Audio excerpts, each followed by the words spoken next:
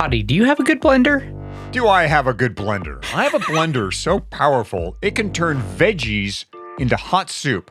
The motor is mighty enough to cut your lawn, Fatty. It's a Vitamix, the top fuel dragster of blenders.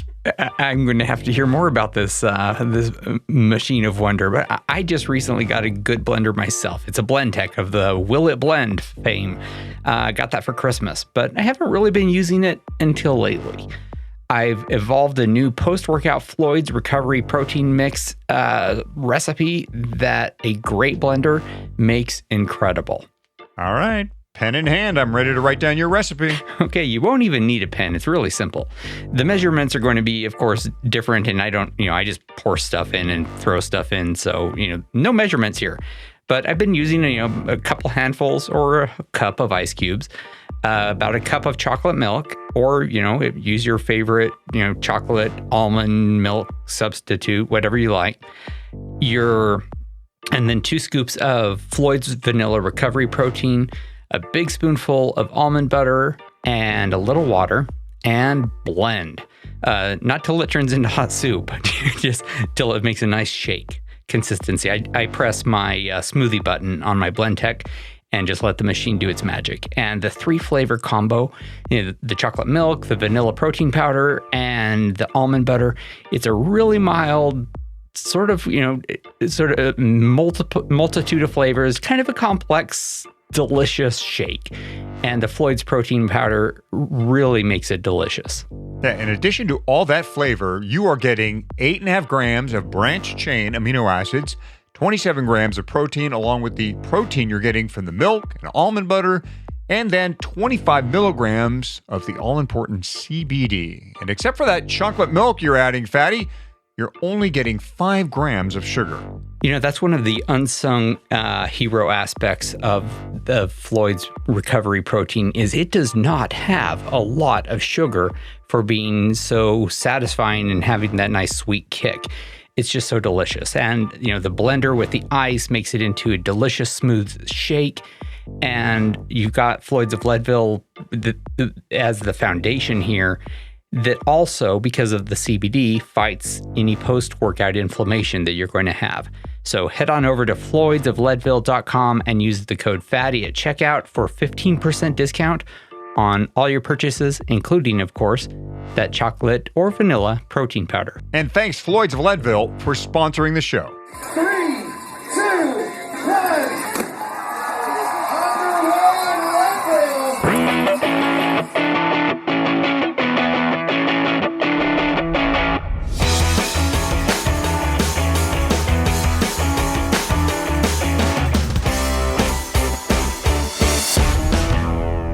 Leadville, the podcast for the 100-mile mountain bike race presented by Floyd's of Leadville. It is season 3, episode 14 of the show that breaks down, builds you up, gets you ready, and freaks you out for the highest and hardest one-day mountain bike race in the country.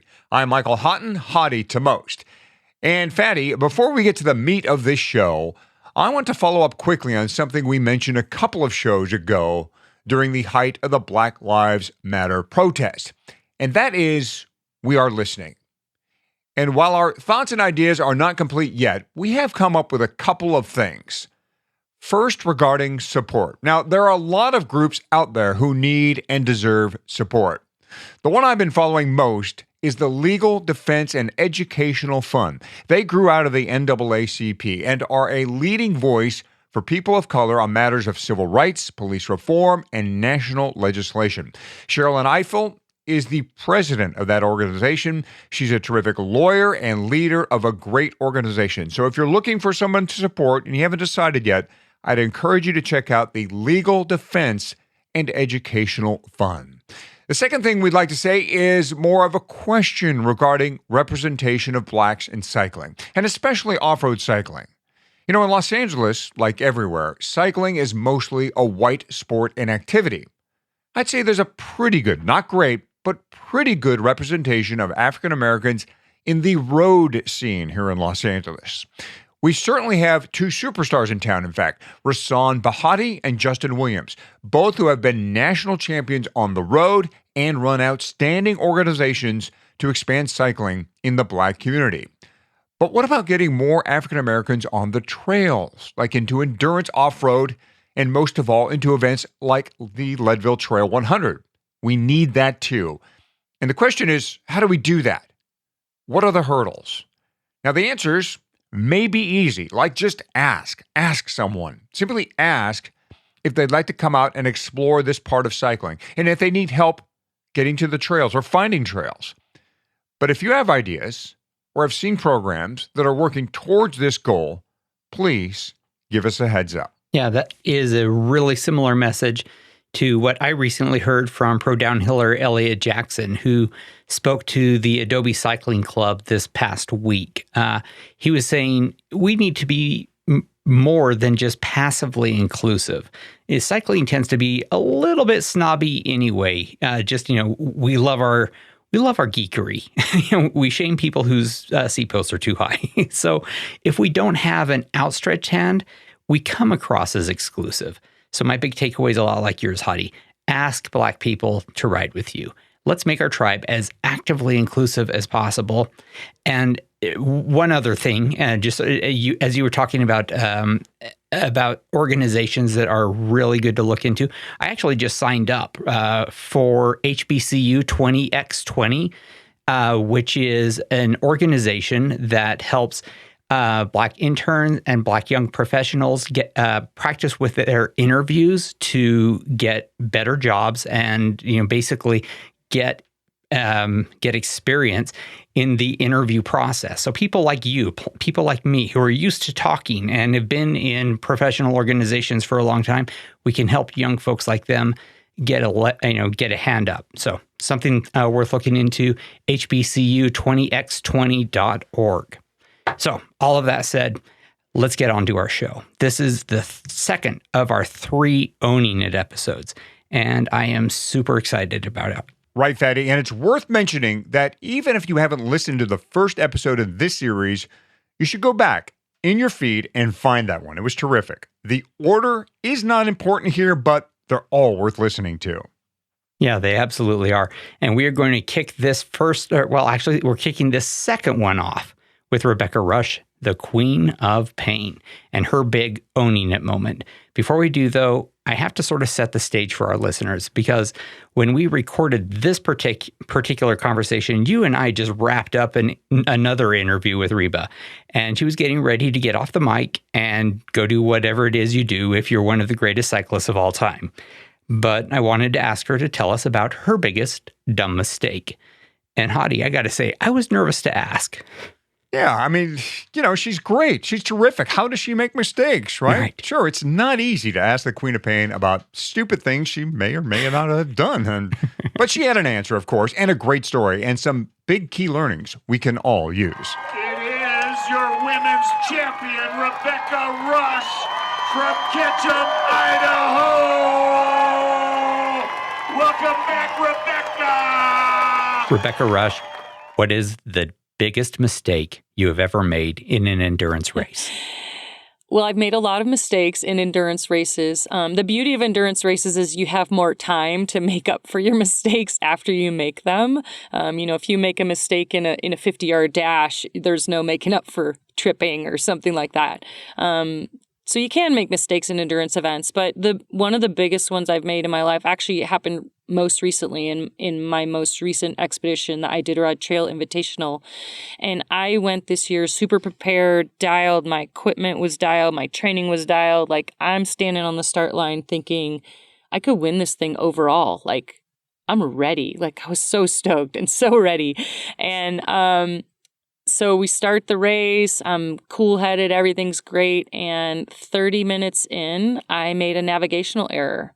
And I went the wrong way. About 5 or 6 other people did as well. And that cost me, half an hour into the race. And I had to keep going forward because by the time I figured it out, going back through the snow, and getting back on course would have taken longer. And the trail eventually, was going to go to the same place that I needed to go, but it was post-holing, walking through the snow, unrideable, and I spent the whole entire night walking my bike through the snow from a navigational error. And it probably cost me 6 or 7 hours right in the front of the race. Totally took me out of, the running to be in the lead or anything like that. And it was a big mistake. But actually the beauty of it was that it really forced me to elevate, taking care of myself alone in Alaska. It was snowing. It was nighttime then. And I got myself out of the situation. And I was really proud of it.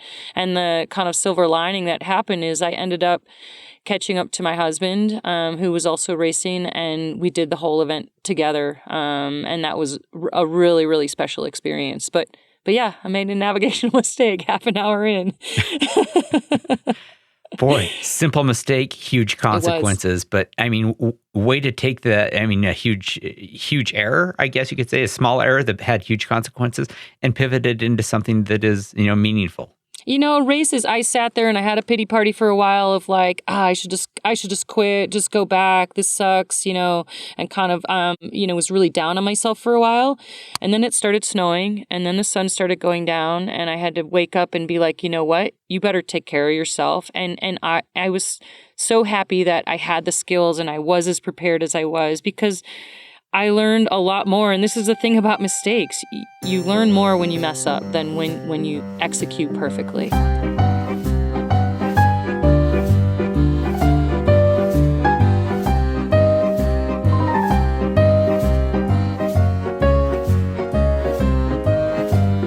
So, Hottie, have you ever been lost in a race? That's easy. Yes. The Belgian waffle ride. And I was in a group at the time. So there was like 10 of us who had no idea where we were. I mean, we knew we were near Carlsbad somewhere, but we didn't know exactly where the course was at that moment.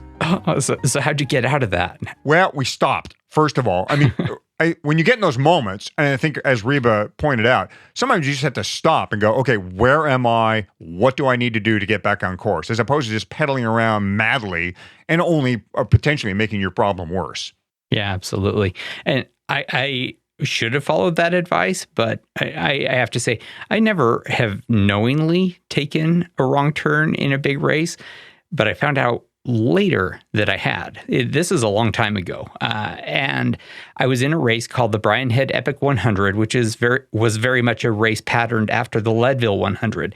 And I was all in on it. It was close to home, great course, high altitude, really scratched all the places I itch for the Leadville 100 at about a fifth of the cost. But one of the years of this race, I think maybe the second or the third time I did it, I had this real confusing moment early in the race where I came out of single track onto a dirt road, and I was by myself, and there were no trail markings at all, and I didn't know what was wrong. So I just made my best guess, turned right. I remember that moment very clearly, and it led on to the course, and I recognized the course markings, shrugged it off, and said, things happen, and I got back to racing. And then moments, I don't know, a few minutes later, a racer came just zipping up behind me, much, much faster than me. And I yielded off to the right side of the trail. We were on single track at the time. And as he flew by, he said something that I found really curious. He said, "How did you get here?" And as it turns out, it was a really good question, because he had thought up until that moment that he was leading the race, only to find some obviously much slower racer hundreds of yards ahead of him the first time that he saw me. So without knowing it, I had evidently discovered a pretty good shortcut and had been very briefly the leader of the Brian Head Epic 100.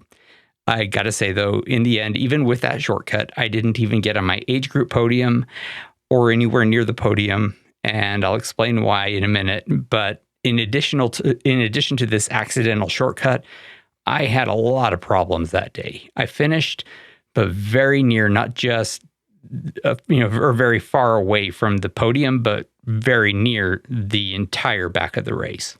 So are we hearing your owning it story right now, Fatty? We're hearing one of them. I'm just telling you one of my big mistake stories. I got a million. In addition to my terrible course navigation skills, I made this huge food error. I don't even remember what the product was, but it was completely new to me. I had never tested it out, and I used it, felt terrible gut. By mile 40, I had completely fallen apart. Yeah, that is a lesson a lot of racers have learned the hard way. The right strategy, of course, is to do your research early, then practice and refine your approach in training, and then stay on your plan on race day. And our friends at the feed are here to help you every step of the way. Yeah, they really are. And now, with there not being a Leadville 100 this year, is a great time to do that research and that practice and get good at what food and drink you're going to use. You have more than a year to do it. The feed has been helping racers like me, like you, like all of our listeners, and they've been doing incredible endurance racing research and are super excited about the Noon Podium Series. Mix is meant to work together and give you what you need before, during, and after your workout. You start with Noon Prime before. You incorporate Noon Endurance into your mix of food and drink of choice during the workout, and then you finish off afterward with Noon Recover. And I've tried all three last weekend while doing a big 10,000-foot climb, and I had a great day. No stomach distress, good energy the whole day. Yeah, don't read too much into a single-use experience like the one here, but both Fatty and I have really come to trust the feed's recommendations, and Noon is hardly a newcomer to the sports energy field. Now's the time to try something new, and our friends at the feed say this is a very smart trio of products designed for exactly our kinds of riders. Yeah, so give it a try. Let us know what you think. And you can try it at a good discount. Get the Noon Podium Series products or anything at the feed at a 15% discount by going to thefeed.com/Leadville. So, Hottie, I'm not even done with this story about my bad day of racing at the Bryan Head 100. All right, so you cut the course. Well, I accidentally cut the course. You get sick from eating new, untried food. Oh, yeah. I was throwing up, dry heaving, and completely bonked out of my head. And you're saying there was more to this story. Yes, there is more. About 80 miles into the race is where the next really bad thing happened. There's some segments in Bryan Head where you're riding over exposed volcanic rock, which is interesting and difficult. It's jagged and bumpy, craggy stuff. And I had no experience whatsoever with it. So, of course, I hit, and this is back when everyone had 26-inch wheels, and you endoed easier with the geometry we all had. So, of course, I endoed. And that, as I get up and putting myself together and looking at my bike, I'm seeing something terrible. I had snapped my seat post. I just had literally broken it into a jagged shard sticking straight up out of the bike frame. Yeah. It was scary. Yeah, and dangerous and treacherous. Definitely. And honestly, Hottie, I just thought it was like, this is the last straw. So I pulled the broken seat post out and just started walking, thinking, okay, I'm just going to find a ride. My day is over. And then a few minutes goes by and you start thinking, well, may as well get on the bike and see if I can ride without a saddle for a few minutes as I'm looking for a ride. And then thinking, well, I've only got, 18 miles left to go. And so I really did. I did 20 miles, the final 20 miles of that race, cramping, in one leg or the other almost the entire time that way. But I am pretty proud of the fact that I did finish that race. So you stood the whole way home? 18 the final miles? 20 miles of the race, including a big climb and a big descent, no saddle. It was not a great day, but I was proud to have finished it, except for, of course, the however many miles I cut in the course earlier in the day. Yeah. So you learned something, right? Oh, yeah. There was a big key learning there. First of all, it was a cheap seat post, and I learned the hard way that you buy something cheap now, you pay for it later. And nowadays, if you look at any bike that I build, I go with the best gear I can find. And we're going to do a whole show on my new bike soon, but you will see something very obvious about that bike when we do. It is Envy and it is Shimano anywhere I can put them. Oh, really? We're going to do a show on your new bike now? We haven't done that before. We're going to do a full hour on my new single speed. But for right now, I'm just going to say that our two bike hardware sponsors, Envy and Shimano, we didn't invite them as sponsors and had them on this show season after season just because they look great or because they're light. They are with us and have been with us and will continue to be with us because they are well designed, they are reliable, and they are strong. They make the kind of gear that people like you and me, people who listen to the show, people who spend their whole day on bikes want and need. And you'll find Envy, including seat posts Fatty clearly wishes he would have had during the Brian Head 100, and the rest of their components at Envy, that's ENVE.com. Yep, and you're going to find the best components and brakes you can buy at bike.shimano.com. All right, one of the 5 fastest times ever raced in the Leadville 100 belongs to Jeremiah Bishop. Yeah, we're lucky to have him as one of our regular guests because he's not just incredibly fast at riding, he is incredibly smart, knowledgeable about riding. We've had him on the show to talk about gear numerous times. But he's not mistake-proof, and he's the first to admit it. Jeremiah Bishop, great talking with you. Tell me about something dumb you've done on a bike. Well, I've done a lot of dumb things on a bike. Got a good selection of items. Oh, yeah. Everything from not having valve extenders for deep dish wheels. You know, when you go out and get a flat and you have this shorty little stem that doesn't work, you know, that's an easy one to forget. And then, yeah, obviously not having a tool or a key piece. I would say probably one of the dumbest things was the last time I went out to attempt the Massanutten Ring, this epic local backcountry ride. And so how epic? Give me a visual picture of how long, how hard. It's rock strewn, evil stairs and ladders of rock. Put it this way, the running time up until last year was faster than the bike riding time for 70 miles. So a real mountain biking course. I was trying to picture what bike you were on. Yes, full suspension is a must. Canyon Neuron is actually what I chose to ride. But I did this ride and I forgot a derailleur hanger.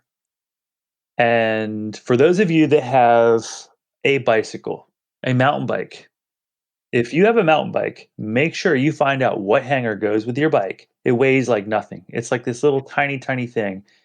Get one and put it in your seat pack. You will trust me one day. It's a ride saver, man. Well, I caught a branch. You know, I'd done all this preparation for this expedition. I made all these bottles and I stashed these coolers in the woods along the course and, you know, pre-rode the sections. And, you know, on my go day, I get out there, got a stick in the spokes, pulls the derailleur right off, snap. These things are made to break away so you don't break the frame. And I looked in my seat pack and, yeah, nothing. So that was a big, so your preparation, you know, with your backup sort of parts and bits. So what'd you do? Yeah, well, that's the worst part of the story. Is that because I didn't have any way to put the derailleur back on, I made a single speed out of it. And with a full suspension bike and all the bouncing, it hopped up one gear, which tightened the chainstay intensely tight as I cranked full power to get up this rock ledge and heard this loud cracking noise. It's like a rifle shot, isn't it? Yeah. It's kind of like pretty scary. And then it occurs to you what actually just happened between your legs. You just used your own leg power to snap the frame. So frames aren't, really meant for that, of course. And it's not like, with a chain tensioner. So valuable lesson learned the hard way. Bring your derailleur hanger. So that's probably one of them for sure.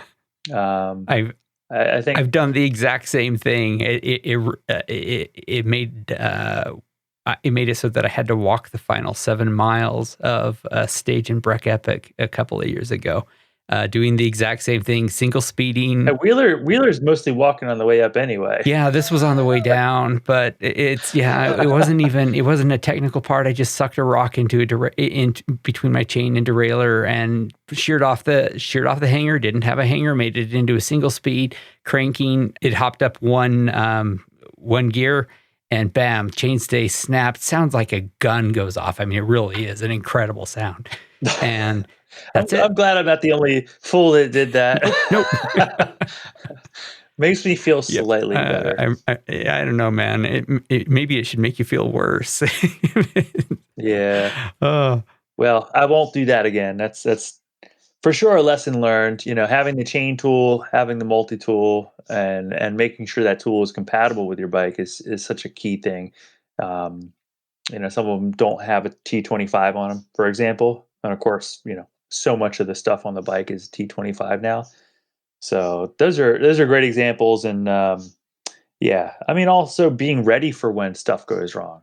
Having zip ties, having your chain link, having tape. I'll wrap tape around my pump, so there's always like 2 feet of tape on my person at any time. Yeah, I do the same thing around the seat post, but yeah, same idea. Cool, awesome. So what was your worst mistake? My worst mistake, I think probably my worst mistake can be summarized in one word: Gatorade.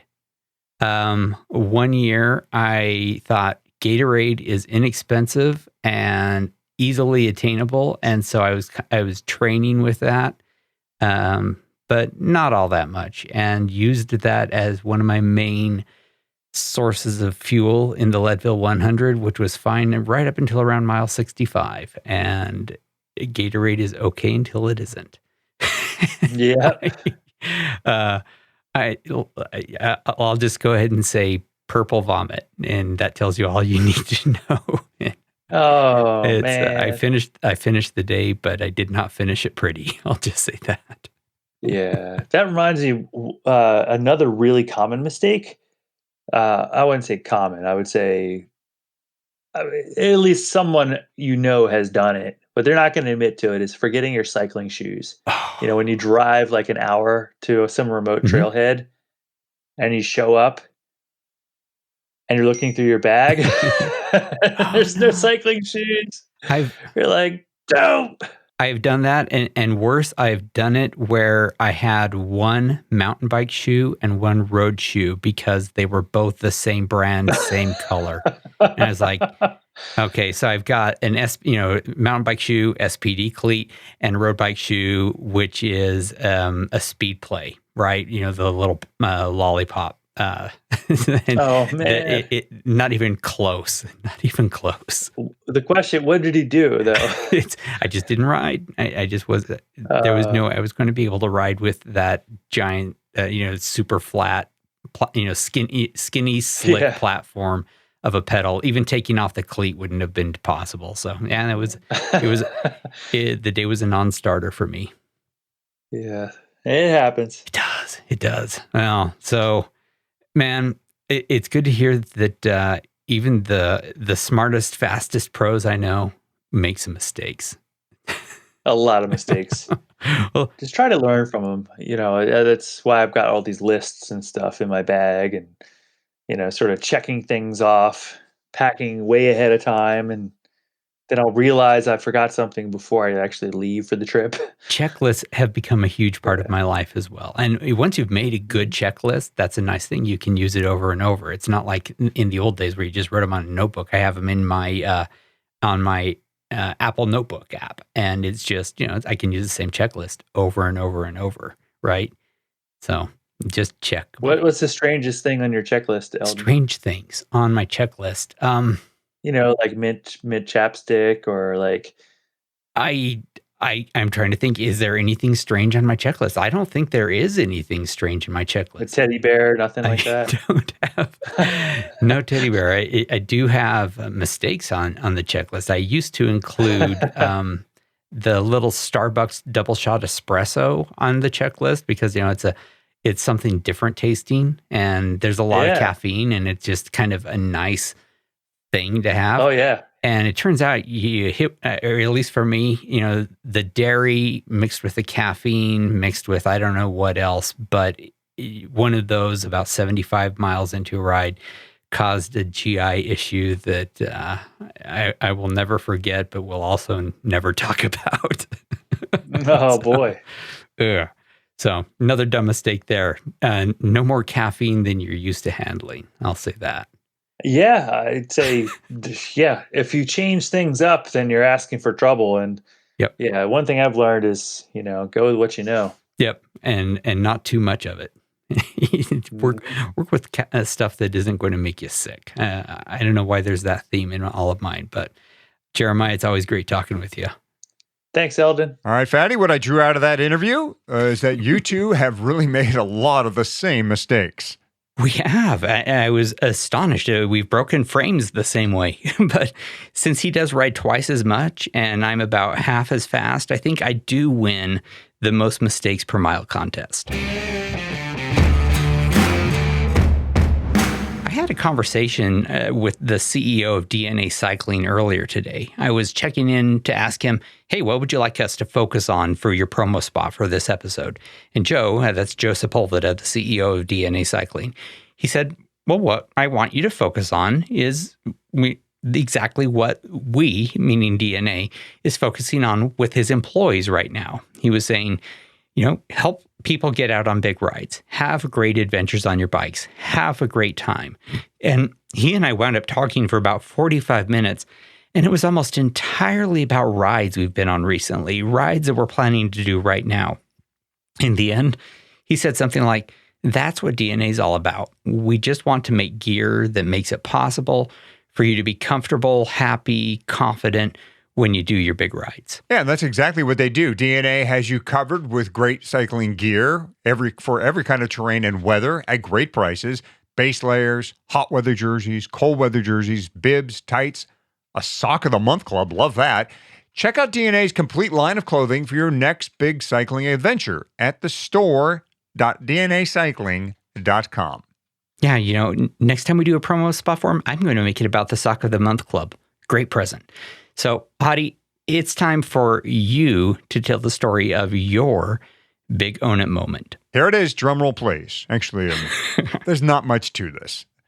Because lucky for me, I've been able to limit my mistakes over the years. Look, I've made them, but I guess nothing tragic. And a lot of that has to do, I think, with the amount of road racing I did. It's pretty hard to miss a turn or cut the course, or even bonk for that matter, since the races aren't that long, when you're road racing. I mean, everything's pretty clearly mapped out. Criteriums are pretty hard to get lost on, at least I hope so. A lot of cones, a lot of marshals out there. So with road racing, the mistakes are pretty minimal. And I usually had teammates, so if something did go wrong, hey, they would cover up for me, which was great. Nice. But there is one story about an orange grove in Bakersfield. This mistake happened as I began to turn more to endurance off-road and gravel racing specifically. And it happened at Rock Cobbler, the famous Rock Cobbler in Bakersfield, put on by the Sam Ames. Sam's a terrific guy, runs a great event up in Bakersfield. Really deserves, I think, more praise than he actually gets and more prestige than he gets. He should be up there in the conversation with the big events that happen on the gravel scene. But I went to Rock Cobbler with pretty big ambitions one year. Great fitness, was feeling really good. I trained for the event. It's a February event, so you have to get ready early. And the race went off. Great weather that day. I was in good shape. My bike was running well. I did get gapped off a little bit from the main front group of about 30 in the first dirt section. They were, strong horses. The Neil Shirley was at the top of his game at the time. Neil with Envy, and Neil's our good friend at Envy. And Neil was out killing it on the gravel scene, winning gravel worlds, performing quite well at Dirty Kansas, and he loved Rock Cobbler, and he showed up Rock Cobbler. So he was driving the pace at the front of the Rock Cobbler. Now, coming off the first dirt section, I managed to bridge up and get back up with his group, and I was really happy with this. And I figured, I'm going to go with this group and stay with them as long as I can. Let them tow me around. I'm going to use all this horsepower to my advantage until I feel like they're going too fast, and hopefully, in the process, ensure some type of high finish at Rock Cobbler. Well, we got into the second dirt section, and I stayed with the group again, and we were nearing the first feed spot. This is like mile, I think the day was going to be 115 on the day, and we were nearing mile 45 or so. And we pull into the first feed zone. Again, I'm with this great group, and Neil's there, and all the big players are there. And we pull into the feed zone, and it's, in a gravel event, it's, a group comes in, you kind of got to fend for yourself there to get your bottles filled. Right. And I was filling a bottle, and I tell you, Fatty, I think I looked down for no more than 30 seconds to take care of food and drink business. And when I looked up, that prime group was long gone. And all by yourself. Yeah. Well, I wasn't all by myself. There were two others with me, thank God. But they had bolted. And they had bolted straight into an orange grove. And you could not see wheels or pedals or hear voices or anything because the course zigzagged through this orange field, and I had no idea where they had gone or where they were. And myself, and the two other racers who had pulled the same mistake spent the next 35 minutes hoping we would see them somehow, but they got away, and that was that. And the three of us were left on our own to get back on course and back on track and kind of make the most of what would be a very long and, somewhat disappointing day. Because, again, I thought I had great fitness coming into the day, and I thought I was tactically savvy and that I knew who to follow and when to put out effort. But when you look down and look up and there's an orange grove and nobody else is around, you know you're in trouble then. Yeah, it's amazing how fast that elastic will snap. If you're not paying attention, it can be gone immediately. I'm impressed, I got to say, Hottie, that you ever were able to hang in a group at all with Neil Shirley. That, I mean, sure, maybe big-ish mistake in kind of taking your eye off the ball for a second.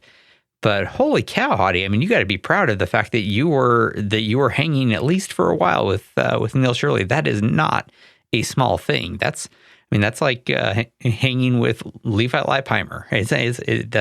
He's a fast guy. Mm-hmm. Yeah. Well, the dynamics of gravel racing, they're a lot like road racing, and you can get. I mean, I was not doing the work; they were clearly doing the work. I was just along for the ride, and very, very happy to be there for the short time that I was. But then the rest of the day, I ate oranges. So Oh, well, I mean, could be worse, right? It could have been a potato field, and then you got to do more work to get the fruit, right? Or whatever it is a potato is. I guess it's not a fruit. Who knows? What is a potato? It's a tuber. Yeah. There we go. Of course it is. Yeah, it makes perfect sense. All right, before we close this episode out, I want to go back to some of our listeners' dumb mistakes. And we posted a question some time ago saying, what are the dumbest mistakes you've made in an endurance race? And we got so many good answers that I bookmarked it, and I want to go through some of them here. And we'll go through some more in the final of this little 3-part series as well.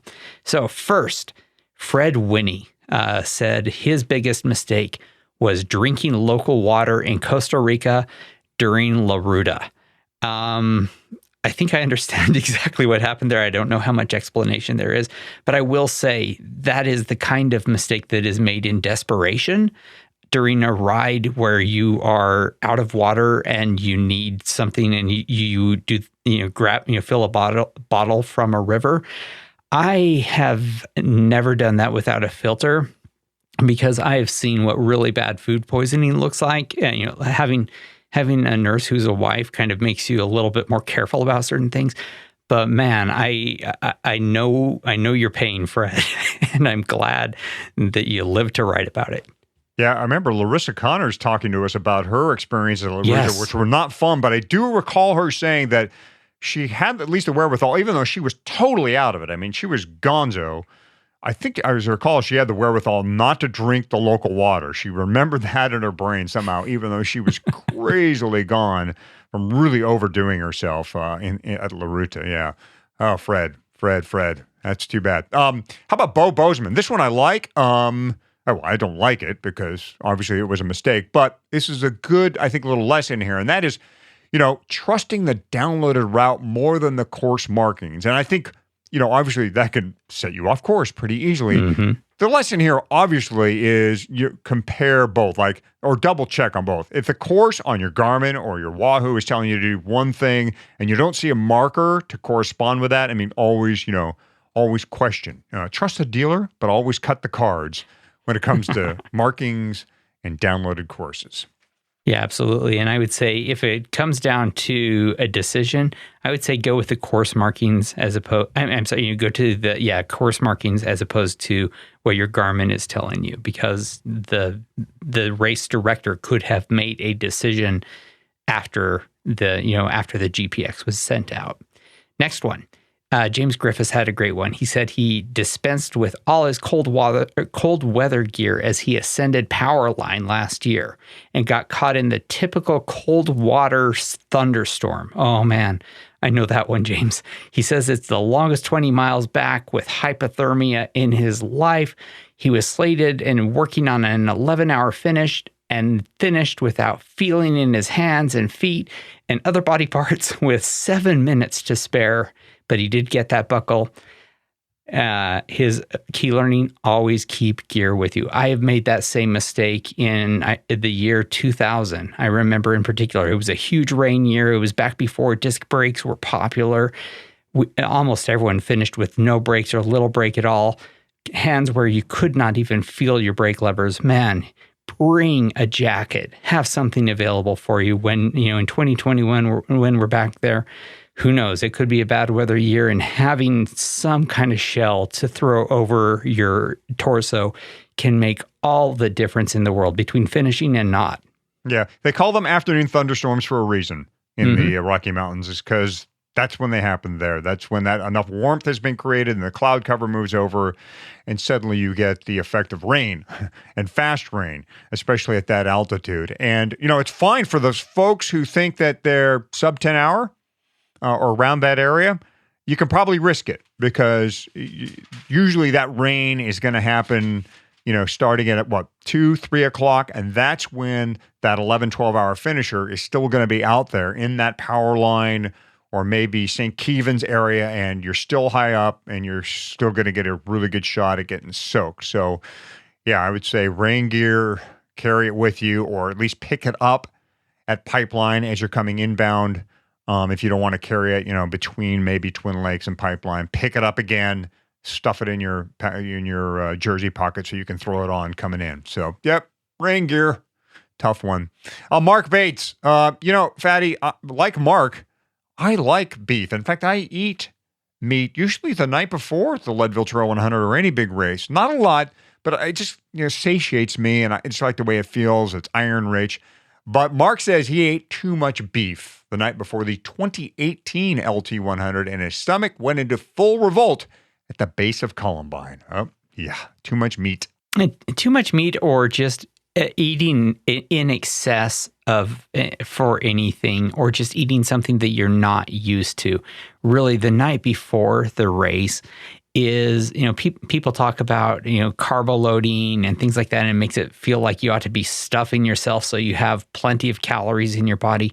But the fact is, if you do something that you are not used to doing, whether it's during the race or whether it is the day before the race, you're setting yourself up for your body to react in an unusual way.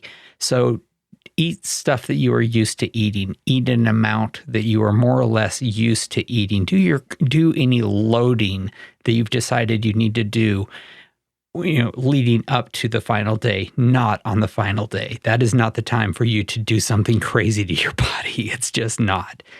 Next one, Lee Allen, a summertime 100-mile gravel race with temperatures over 100, skipped an aid station for one further down the road. I think we've all done that before. That was not there. I don't know about you, Hottie, but just the head games that does to me when you're down to the final quarter in your second bottle and you don't know when there's going to be a refill opportunity. It doesn't matter if there is one close by. If you don't know about it, it is, it slows you down and it freaks you out, and it is not a good thing. So yeah, I'll know where things are, and always have enough that you're going to be okay if for some reason there is not something close by. Yeah, we talk about this in regards to actually Leadville all the time, and that is, look, skipping outbound aid stations, specifically a pipeline outbound, is not a bad strategy, and that's fine. And if you decide at the moment to skip it, that's fine. But I don't think you'll ever hear this podcast say skip it inbound. No. Pipeline in specific, because that's generally your last spot. You have the Carter Aid sitting there too, but that is your last official spot. And you won't hear us say skip an aid station because, I'll get something at Carter Aid or somewhere else down the line. Yeah, as the race finish nears, as it gets closer, those aid stations, you want to start focusing on those more and focusing on hitting them more. The early ones, if you want to roll the dice a little bit, it's less of a gamble, I would say, Fatty, than those inbound ones. Yeah, for sure, it's less of a gamble, especially when you consider that really the pipeline to Carter aid station, that is the only segment where you have two really big climbs that during the warm part of the day in between aid stations. It is not an aid station that you want to skip. You want to make sure that you are topped off so that you do not find yourself halfway up Carter and it is hot, halfway up the, what is the name of the pavement road again? The Turquoise Lake Road. And you find yourself without fuel or liquid. And like I said, that'll get in your head and you will find yourself in a bonk faster than you ever would have thought possible. You'll hear DK200 racers talking about aid stations like they are churches. I mean, they absolutely make sure that they hit their church every time. There's no way they're going to miss anything. So how about Becky Farrell-Callister? She said, having only calories in my water bottles near the end, and I realized all my body wanted at that moment was water. She couldn't handle anything else but water. And what did she have in those bottles? Calories. Yep, this is not an uncommon mistake, I would say. I mean, if you want to, I don't know. A lot of folks will try to just drink their calories out of convenience because that's the way they can get their calories in. I get that totally. I've used that strategy myself. But I think especially later in a race, Fatty, you probably want to divide those bottles between something, if not pure water, then very low in calories, and then your calorie bottle. So you have an option at least, and you can give your gut a break from what has been a fatiguing day. Yeah, and that word fatigue, I would underscore and italicize that. The fact is sometimes you just get sick of of your texture, and we love Morton here. We use it all the time, but that 320 calorie bottle is a very thick liquid, and if you are thirsty, it doesn't satisfy, and it doesn't wash down and feel like you have had a drink. It feels like you have eaten something. It is a good idea to have something that will satisfy your thirst. Sometimes something that is, a thick, sweet liquid just doesn't satisfy, and you need things that are going to take care of your head as well as your body, right? So last one here, Shannon Day, great guy, know him. The day he says, I drank all my calories. So a related one here. He was off the bike, he says, 6 times for natural breaks. And that is a risk, right? If you are putting all of your calories, you're getting all of them into you via just drinking, you got to remember, that liquid's got to go somewhere, and you're not going to sweat all of it out. Yeah, and it takes, it does take a lot of water. If you don't, your body will react to that amount of liquid calories in kind of an odd way too. What it'll do is it'll start drawing water from other parts of your body to help break down or help dilute what you've just thrown into your gut. And so that's kind of what's going on too, is your stomach is just saying, hey, help me out here. There's a lot of liquid calories in here. It needs to be diluted so I can deal with it. And so generally that water is going to come from your blood, which is not great either, because that means your blood volume is going to drop. You're not going to be you're more susceptible to cramps in that situation. So be careful. Again, this goes back to a theme you've heard over and over on the show. You heard it when we talked about in our feed spot earlier, and that is experiment with this stuff. If you think you want to drink all your calories, definitely go out and do that on a big day or in a B race or some other place to see, okay, does this really work for me? Because if it doesn't, then you can make your adjustments before it comes time for Leadville or whatever your A race happens to be. Yep. It's a great time to experiment, but experiment when the bar is low, right? If it doesn't work out, you got a way to get back home or to switch over to something that does work and is more familiar. Hottie, I'm just amazed by how many of these mistakes really resonate with me. I think, as we go through these, I think I've made all of them. So I'm a real mistake-prone guy. Yeah, we've made them. We've read about them with other folks. Some of our pros have made some of the same mistakes. Yeah, this is what happens. Is it hypoxia? What's happening to our brains? I don't know, but we seem to get a little numb. We get race dumb. Yeah, we do. It's easy to see where things are going to go wrong when you're off the trail and thinking not so clearly. Maybe, just maybe, some of these will stick in our heads one day. Who knows? Maybe someone will go and put a derailleur hanger in their U-Sweep pack before their next big ride. Well, let's hope so. That one's special for Jeremiah right there. Get yourself a derailleur hanger. Put it in your jersey pocket or your tool pack. I'm giving Jeremiah advice now. Check me out. Let's go ahead and wrap up Season 3, Episode 14 of the Leadville Podcast, presented by Floyd's of Leadville. If you like this show, please give us a 5-star rating and review over at Apple Podcasts. Also, share it with your other cycling friends. Support our sponsors. Let them know that you appreciate them making this show possible. We've got one more Owning It episode coming up where pros and you and Fatty and I tell the stories of big mistakes we've made and what we've learned from them. Yeah. So meanwhile, if you have questions or ideas for us for other episodes, head over to the Leadville100podcast.com comment section. Get in touch that way.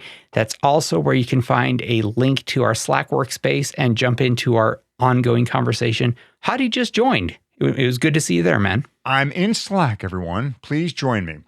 Good luck in your training. Thanks for listening, and we'll see you at the 2021 starting line. We were going on the trail, and it wasn't marked, and I was kind of delirious, and I went down this... the wrong way again. To the bottom of this thing, and 5 people followed me down. And I go, I'm sorry. I'm sorry.